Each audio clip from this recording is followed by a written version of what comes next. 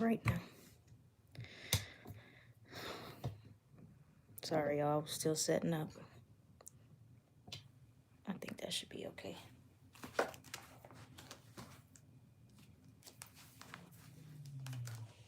I'm gonna wait for the people to come in. They're coming in slowly but surely. Okay. I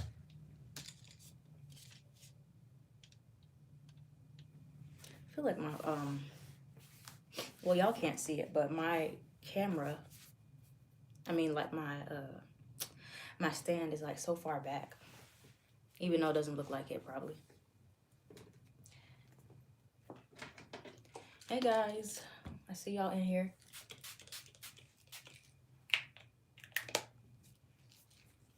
Oh no, that was not a good idea. I got like this liquid all over my iPad.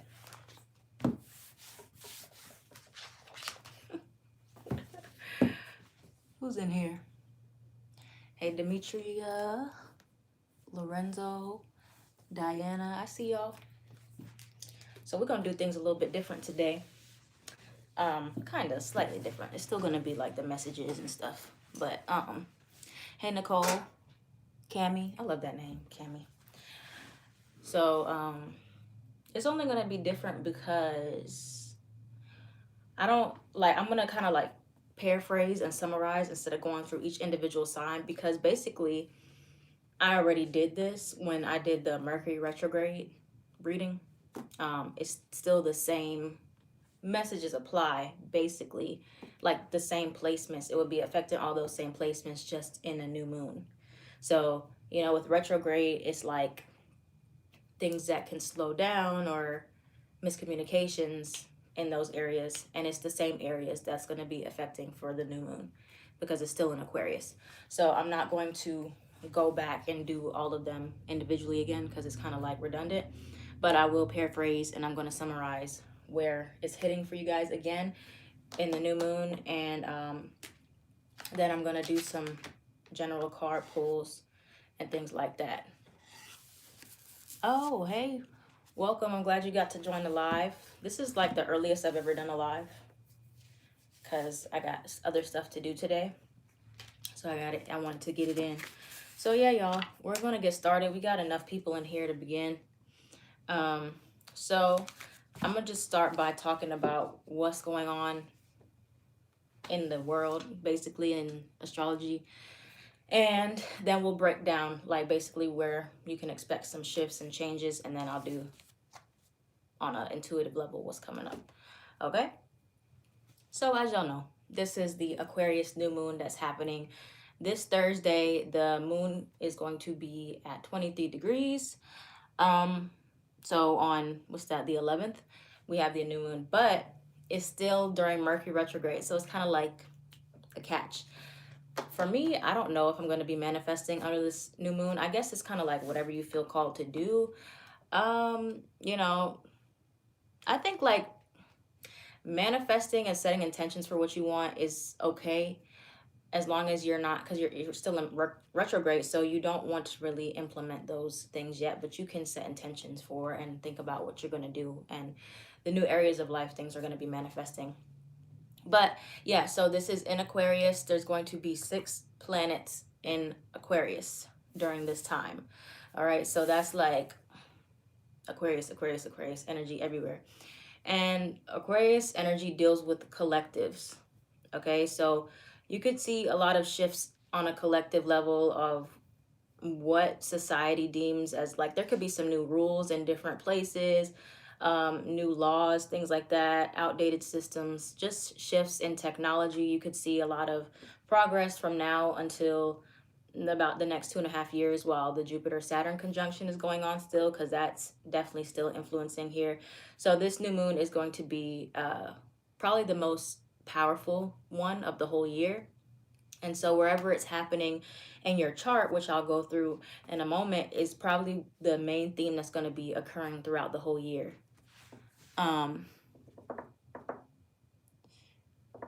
What degree is what is 23 degrees? What degree is that again? I don't know the degrees by heart. Yeah, you can always just journal. If you don't feel called to set intentions, you can always just write out what you want to manifest or positive affirmations. Oh, so that's an Aquarian degree. This is a lot. Okay.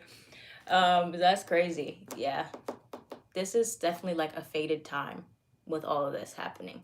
A lot of progress and things like that. So, on a more personal level, though, it's going to be kind of affecting you in regards to like who are you, what false beliefs do you hold, depending on where it's happening in your houses, which I'll go through, like I said, and what area in your life might need some reconstruction, or maybe you need to rebel in that area a bit more.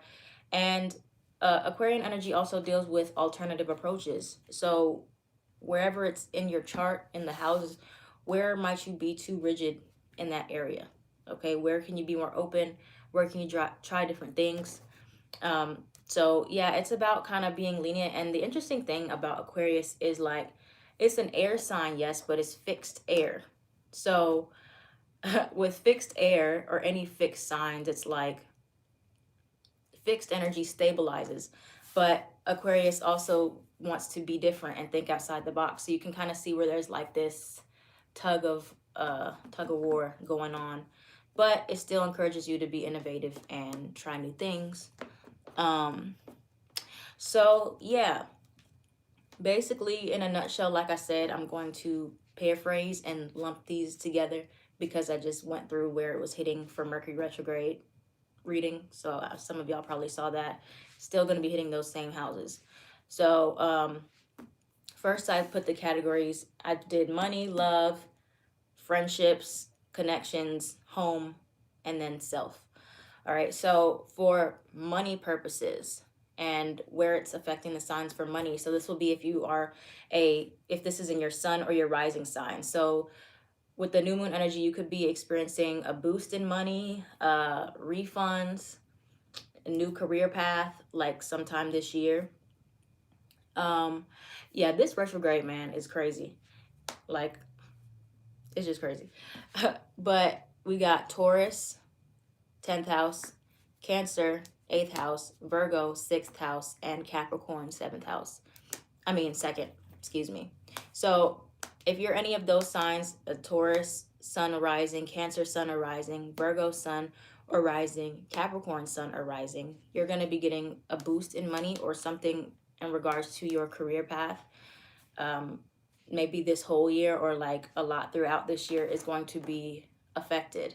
A lot of new cycles and new approaches, but kind of breaking that down further, Taurus, suns and rising in your 10th house, there's going to be some changes, and maybe you need to think about where you need to reinvent yourself for your long-term career.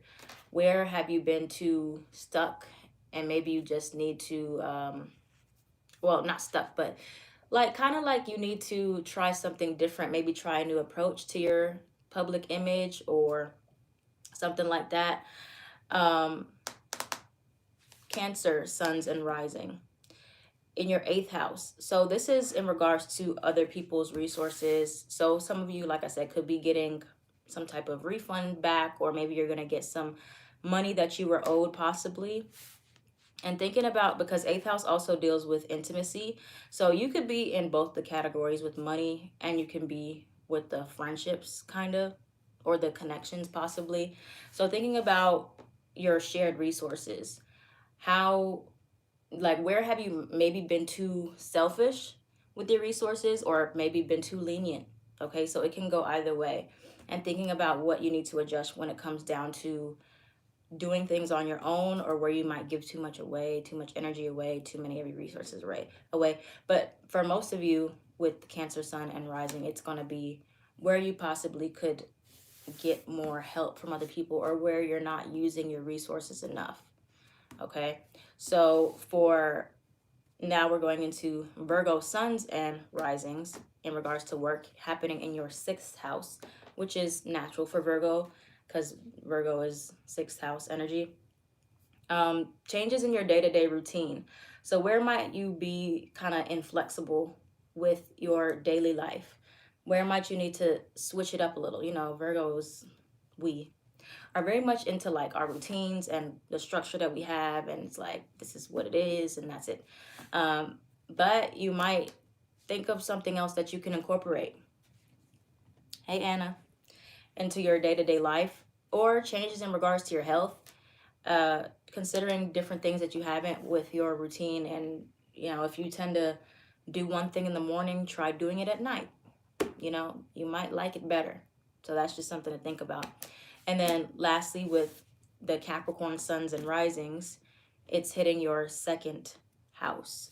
So your second house is your personal resources, your possessions, your self-worth, and management and things like that. So some of you might need to reconsider how you're handling your money.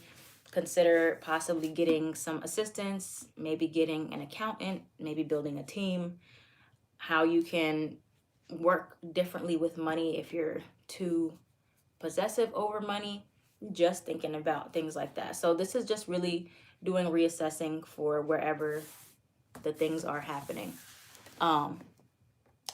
Sorry, y'all. It's a lot of comments going, so I can't answer all your questions right now. So you just hold on. But yeah, so again, the money sector and where the new moon is happening for Taurus rising and sun, Cancer sun and rising, Virgo sun and rising, and Capricorn sun and rising, all in the houses affiliated with money and work.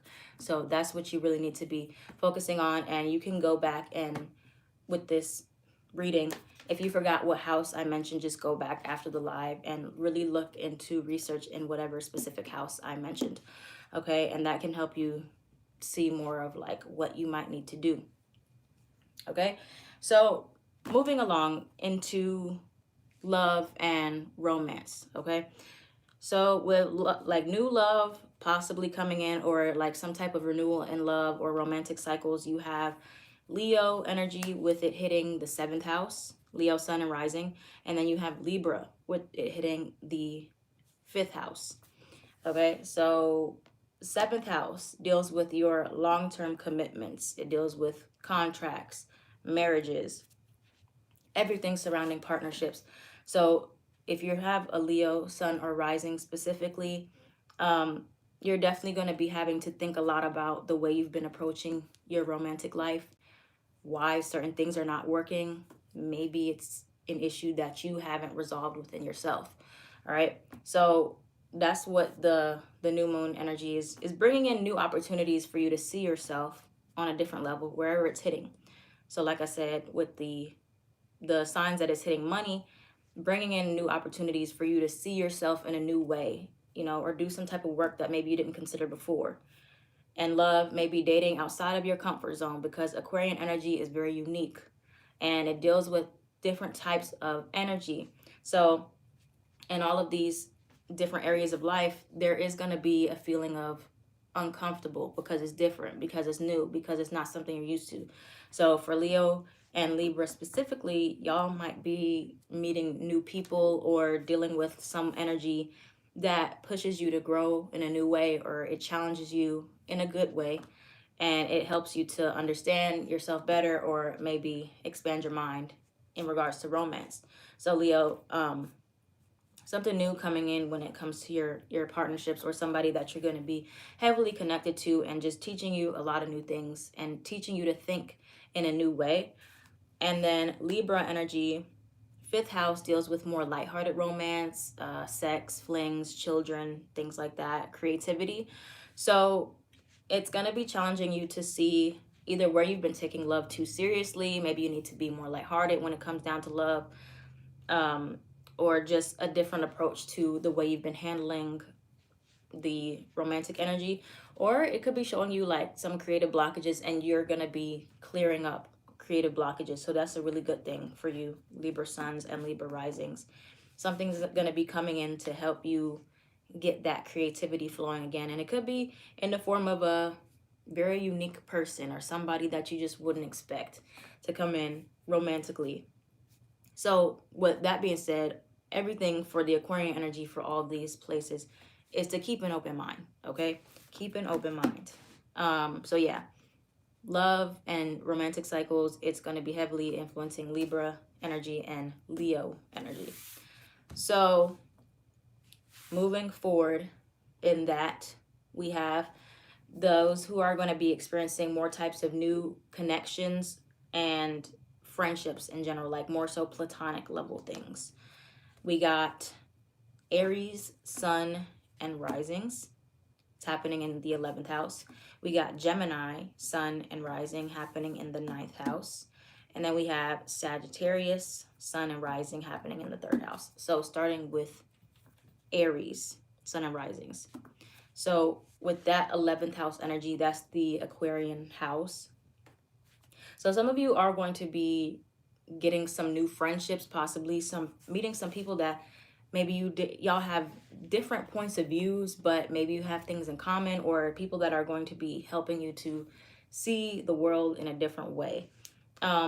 Possibly, like I said, new friends, but also just reevaluating your other friendships and seeing like where you could have showed up differently, or maybe when somebody else has different points of views than yours, it causes issues, and how to just be more open-minded about what other people's ideas are and other cultures, other people, things like that. So yeah, that's Aries, new new friendship cycles and new connections. And yeah, so next we got Gemini, Sun and Rising. The 9th house is the Sagittarian house. So 9th house is all about your views, philosophies, expanding the mind. So that kind of goes into new friendships and connections, because you could be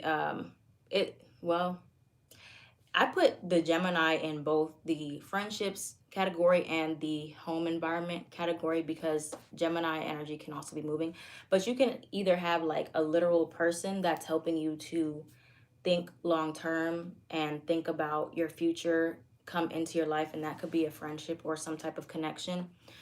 But for many of you, you're going to be upgrading in your belief system just as a whole and learning something new. You could be taking some classes, going to school, anything like that.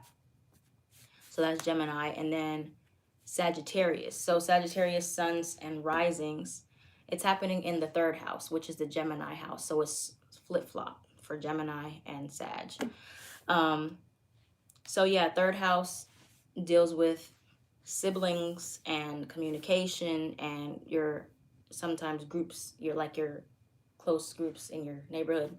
So a lot of you Sagittarius, suns and risings are going to be experiencing new social networking, maybe just getting to know some people in a new way, or I was kind of seeing in my head like Clubhouse. Some of you might be inspired to join Clubhouse and talk to people on there, and you just might be feeling more social, or maybe you want to get some new perspectives from like people in your inner circle. So expect new friendships and just new connections overall, some type of new start, new cycle with some specific people in your lives. All right. So we got that. And then there's 2 categories left that I put together. So the last category, the last two. So the last 2, this one's going to be new home likely, or a new environment this year. All right, so we got Scorpio, sun and rising. The new moon's happening in the 4th house. We got Pisces, the sun and rising, and it's happening in the 12th house. And then again, we got Gemini, which is happening, Gemini, sun and rising, 9th house. So starting with Scorpio, with this new moon, the 4th house is all about your home life. It's about your roots. It's about your background, where you came from. So I think Scorpio, sun's rising, a lot of you are going to be challenged to kind of detach, because again, we're dealing with Aquarius energy. So detach from your home life. For some of you, if you're too comfortable at home, or you're too much in your comfort zone when it comes down to your environment. So you could like either be feeling like you want to move somewhere else, or you're pushed to move somewhere else. Something could happen in regards to your home life or your family life, and then you have to kind of see things from a new perspective. And for many of you, this can involve moving, okay, like physically changing environments. And whether that's comfortable for you or not, that is likely going to be happening for a lot of Scorpio placements this year. All right. Pisces, 12th house. And this is kind of more so metaphorically for Pisces, the environment, because many of you Pisces, since it's happening in the 12th house, which is naturally the Pisces house, you might be feeling more withdrawn. So maybe you're going to choose an environment that's more like just focused on your energy, you know, possibly living alone if you live with people, or choosing to just withdraw from the collective. And so, you know, if you're somebody that was very active on social media, you could be like just going on a hiatus or shutting it down, all right, something like that. But just a lot of kind of withdrawing and going on a new, taking like a new spiritual path, so to speak. And then again with the Gemini, with the new home and environment, because Gemini suns and rising, like I mentioned, ninth house deals with long distance travel. So some of you could be moving very far away, or you're going on some type of internship, or you're going to be invited on some type of travel where you have to go somewhere or go study abroad, something like that. For many of you, it's going to be a study abroad thing. But this happening this year. And so you have to literally move, even if it's just temporarily. I feel like Scorpio, Sun and Rising, most likely going to have a permanent move. And then Gemini might have more of a temporary move. It might just be, like I said, study abroad type of thing. So yeah, that's that. And then the last category is Aquarius by itself. Okay, just the Aquarius, Sun and Rising, because the new moon is happening in the first house. The first house is yourself, your physical body, your everything that you think about, your perceptions of the world. So for many of you Aquarians, you're going to be just having an entire, like this whole year is just really focused on you at this point. But just a complete reinvention of yourself. You might be feeling the energy of all of these things. So it might not be any one, just one. It could be all of them, like just things changing in work, like you're thinking about different things, love, friends, your work life, environment, whatever. So yeah, with the first house there, Aquarius, a lot of y'all are just going to be thinking about what you would like to be different about yourself, what you can do differently, how you can perceive things differently. And that's why you're all by yourself right there, because it's like it can be all of those things at once, just jumbled into whatever you want it to be for your new moon. And whatever you see best fit, whatever you want to focus on, that's most likely what is going to manifest. Okay, so with that being said, that's everything for where it's happening. I know that was a lot, so y'all probably gonna have to go back and watch it again. But I missed some of y'all's questions or comments, whatever y'all were saying earlier. So if you want to comment now and tell me what you were saying, or if I didn't answer a question, or if you have questions about what I said, you can let me know before I do some pulls, some predictions, more predictions, since this is a Q&A. Whoa.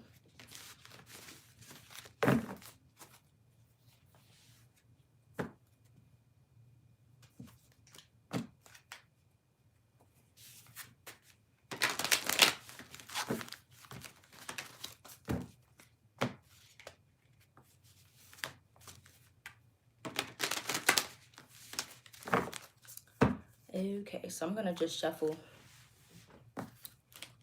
and wait if y'all have Libra stellium with Leo rising. Yeah, this year's themes for you is definitely gonna be all about like your partnerships. Let's see, what's some predictions that we got for this Aquarius new moon. Oh, look, we got Aquarius coming out. So we got, well, first we have the energy is gaining momentum. So we focus on the house where our sun rising is and not the house where Aquarius is at. Well, the house, okay, so this is how it works. So, I use the whole house system. So basically, whatever I said your rising was, it's gonna most likely be in that house, like where Aquarius is. That's kind of how it works. So like, if you have, like, if you tell me you have a Leo rising, Aquarius is gonna be in your 7th house, because yeah, because that's how it goes. It goes Leo, then 2nd house Virgo, Libra, da da da da da, all the way to Aquarius till you get to 7.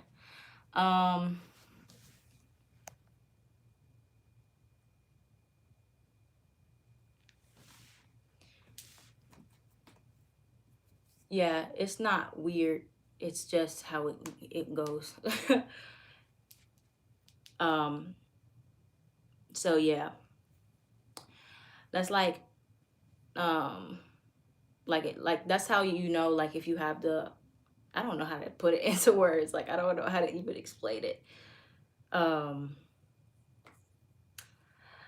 come back to it. But anyway, so you got the energy is gaining momentum. So there is going to be a building of all that stuff. We got expect a powerful change, new moon eclipse. So this is not an eclipse, but it could be by the first new moon eclipse this year. I don't know when that's going to be. I wrote it down somewhere.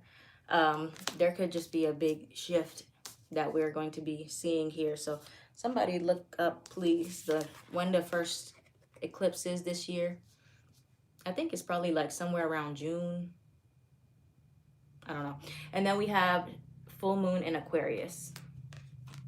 So we got Aquarius energy showing up. So this new moon is setting up the full moon in Aquarius. So there's going to be so much action that happens, or there's going to be like a shedding in society of the things that are false. So remember the date, February 11th, and write down, or like whenever the full moon, which will be in Leo season in Aquarius, comes, like, what happened, okay? What changed for you? And then we have fixed moon, which is Leo, Taurus, Scorpio, Aquarius. Hold your vision. So let me see what y'all are saying, because I missed a whole bunch of stuff.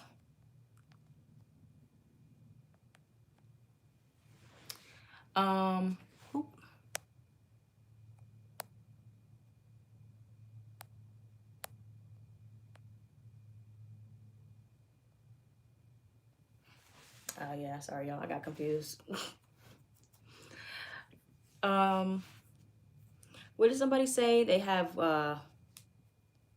what? Libra rising, but something about the 5th house.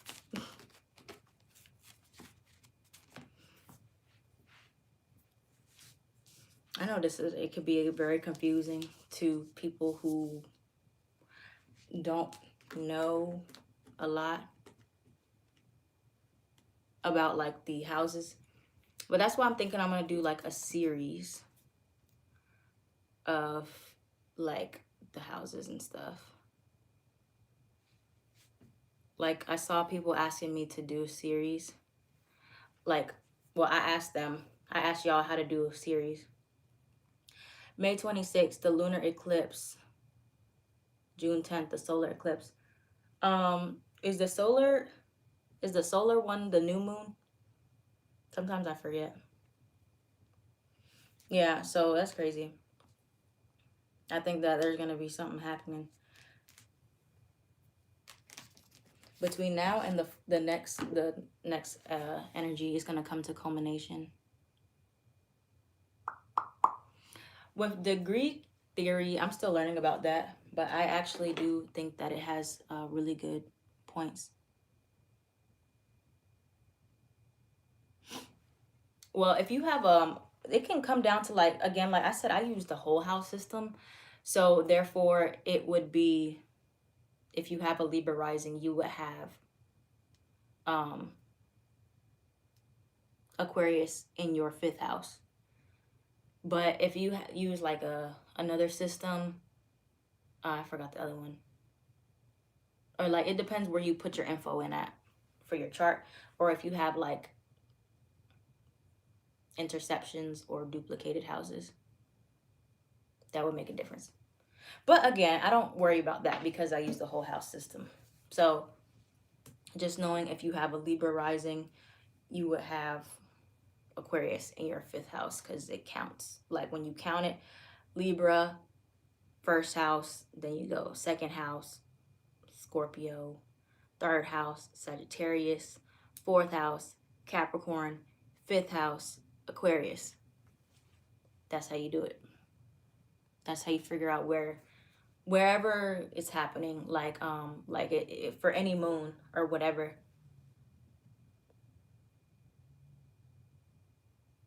So yeah, I know that's kind of hard to understand at first and kind of confusing, but that's how it is. So yeah, the energy is building up to a powerful change under the new moon eclipse and during the full moon in Aquarius in Leo season. So it's good if you focus on what you want to manifest and hold that. Hold that thought. Don't let go of it. I missed something. I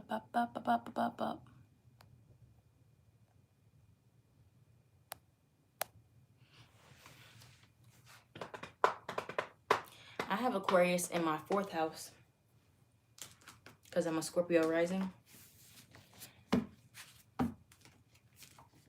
Yeah, I think degrees can affect it too, and if you don't have your exact birth time, that might affect it. So yeah.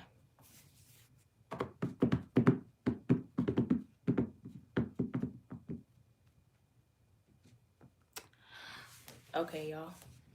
Hey, Jasmine. So let's look at look, we got the star card when I split the deck, Aquarius. Let's look at some other predictions that might come to be. What else is gonna happen possibly under this Aquarius new moon? What can we expect?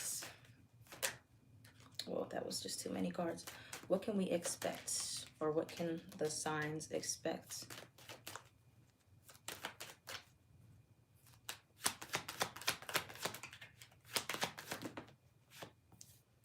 Got the 10 of Wands. What can the signs expect under this new moon? The Fool card. Ooh, 3 of Swords. Why? Why are we hurting? Why is the 3 of Swords here? You know what? I think I know why. Tell me about the 3 of Swords for why is this happening?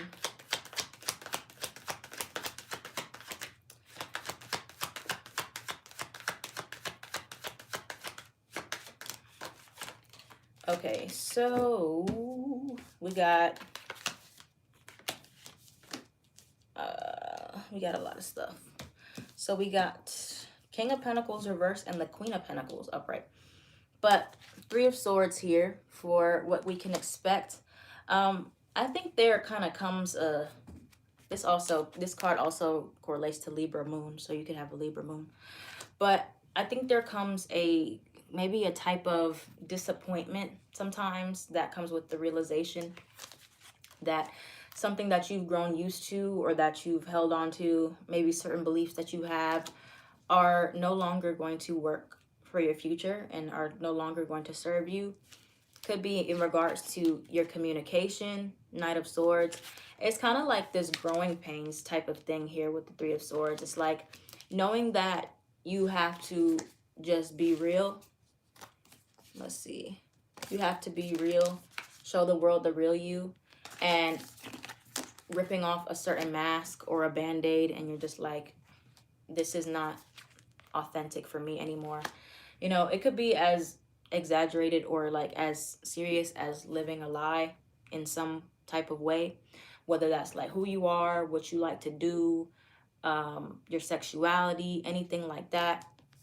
And you're just really realizing that if you don't let go of that facade, or you're inflexible, or you hold on to the way that you always done it, King of Pentacles in reverse, Two of Pentacles in reverse, and you start to feel out of control.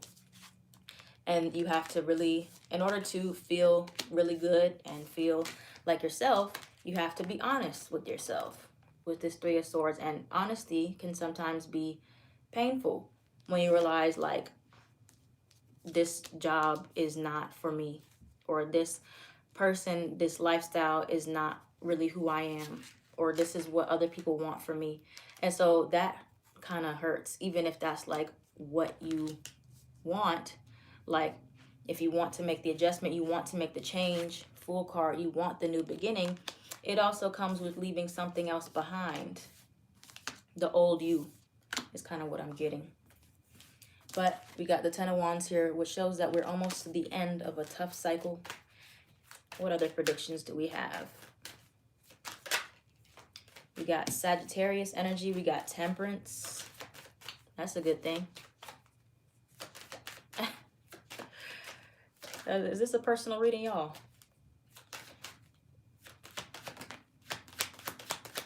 Okay, so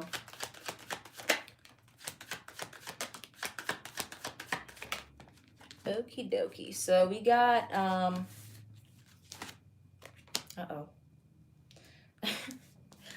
we got the Two of Cups in reverse. So it could be like experiencing some type of disconnect from a relationship, possibly. And starting anew or starting fresh. Severing ties with certain energies, or having to step away because they're just holding you back at this point. But things are happening in divine timing, because the Temperance card is all about divine timing. It's about divine intervention, about your angels, your spiritual team stepping in and working on behalf of you. And even though it feels like a slow process here, Seven of Pentacles, and you're feeling like you're waiting. You got the Moon card as well. We got Pisces here now. Eventually you are going to get to this Nine of Cups, emotional fulfillment. But I think just as a collective, or, you know, on a personal level, as you watching right now, it is just one of those things that you have to surrender to the timing aspect of it all, and do whatever it is that you can do, and be honest with yourself about what isn't working. Like I had mentioned earlier about being more flexible, especially in the area of wherever Aquarius is, and what has been limiting you yourself. Even if it's you that's limiting you, that takes honesty. Okay, let's see what else we got.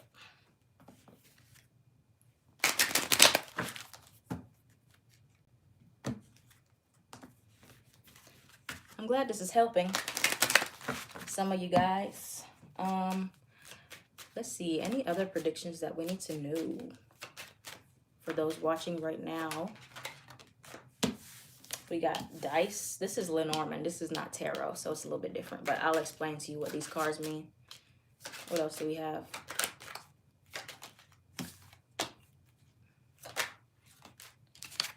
Okay, so let me clarify something. Why is the dice here for those watching?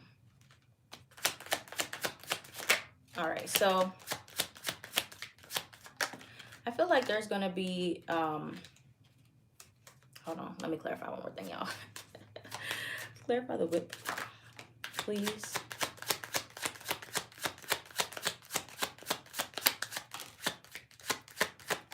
Okay, so this is what other predictions I'm getting for y'all. So you have the dice card here, and the dice in this deck represents risks and taking chances. So For some of you, you're going to have to take a chance, or there is going to be a chance, a risk that you're going to take possibly, and with a new person. This card represents a new energy or some type of new love possibly. So you might decide to take a chance with a new person, or there's going to be something that you're going to have to step away from home possibly. Could be a new job that you have to travel for, or a situation that's going to be outside of your comfort zone. Now, for some of you, you might get into an argument possibly about this decision. You have the whip. The whip card in this deck represents arguments. And then you have the bear. And this can represent a masculine figure, possibly a father. It could be a boss, even a mother.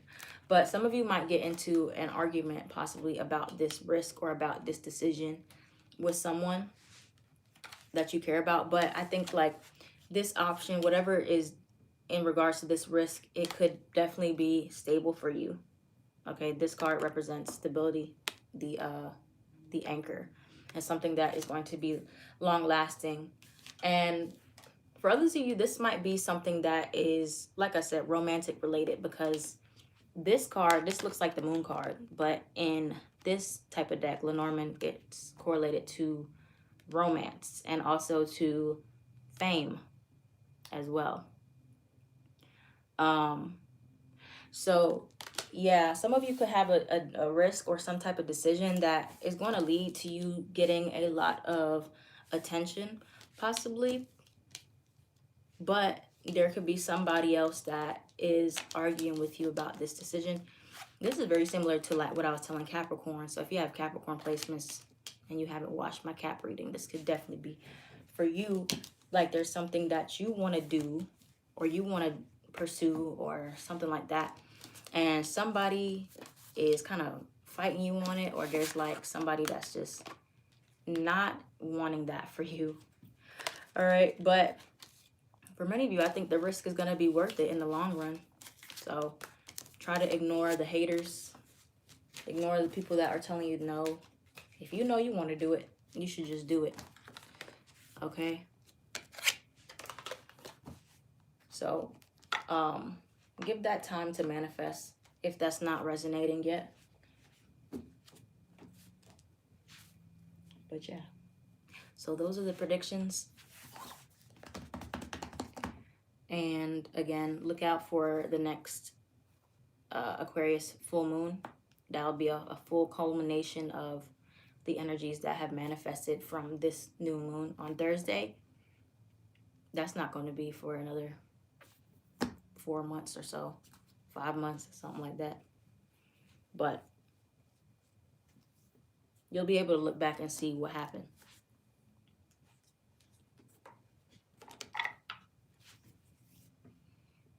I was trying to read some of y'all's comments when I was pulling, but I missed some. Is there any other questions you guys have for me about the new moon? Possibly I might be able to answer.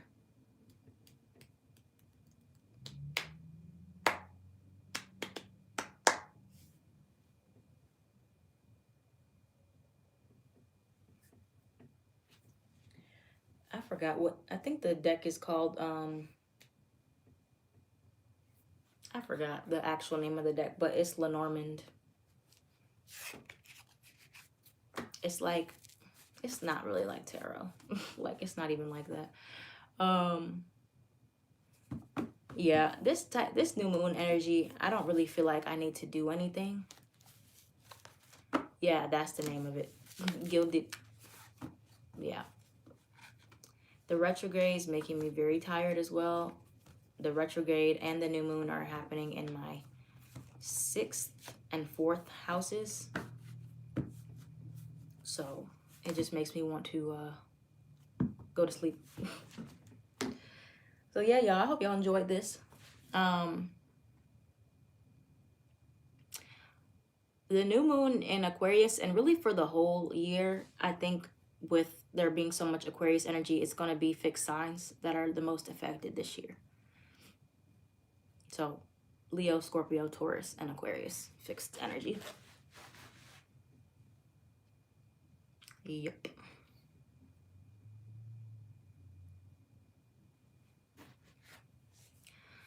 But around eclipse season, it'll probably be the mutable signs, because the eclipses, I think, are both going to be in mutable signs, just like last year. You're welcome. So yeah, y'all, go back and watch this if you didn't catch everything the first time, if you got confused, and look up the houses that I mentioned for your specific sign, sun and rising, and that'll help you understand more of like what's going to be manifesting for you throughout the year. All right. I'm not sure if this is going to be early access or not. Yeah, I think with like the Aquarius energy, but I think it's because of the retrograde, because I really haven't been feeling as social.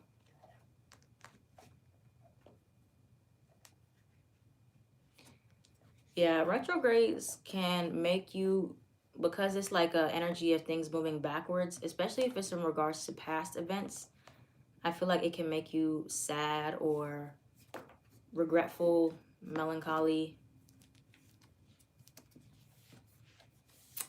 I don't know how I feel. I kind of been feeling like a little like less motivated, less passionate to do stuff. So I've been trying to like keep the energy up, but it's just like, So hopefully after the retrograde, it passes. I don't know, it usually does. But again, it depends, because I have retrograde, like my Mercury is retrograde in my chart, so I don't know what that really affects for me.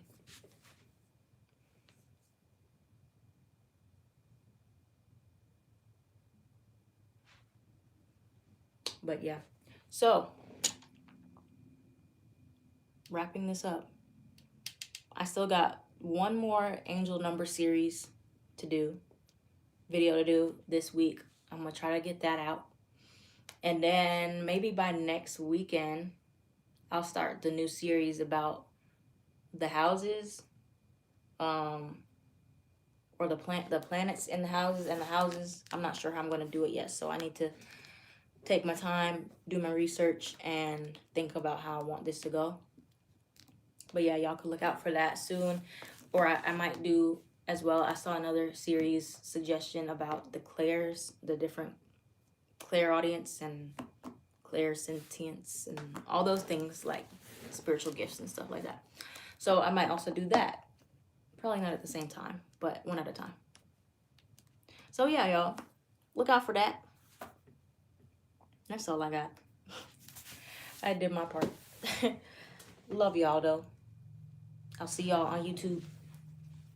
I am at Tarot by Bronx